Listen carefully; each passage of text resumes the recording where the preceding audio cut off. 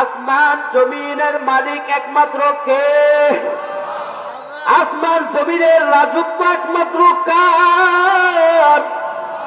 এই দুনিয়ার মধ্যে একজন ক্ষমতাধরকে সাময়িক সময়ের জন্য রাজত্ব দেওয়া হয়, সে যদি মনে করে আমার পাওয়ারিটি সব জায়গায় চলবে, আমি যেভাবে বলবো আইন কানুন সেভাবে হবে, আমি যেটা চাবো সেটাই হবে, এই ক্ষমতা আমার, এই কথাটা বড় ভুল। কারণ সাময়িক সময়ের জন্য ক্ষমতা পেলেও কিছুদিন পরে তোমার থেকে ক্ষমতা শূন্য হয়ে যাবে।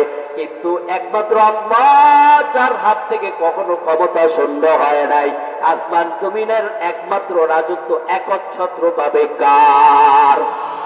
এরপর আল্লাহ বলেন ইউহয়ী ওয়া ইউমীত, তিনি আল্লাহ চিরঞ্জীব। ওয়া ইউমীত, তিনি আল্লাহ জীবন দান করেন। যে আল্লাহর হাতে নাকি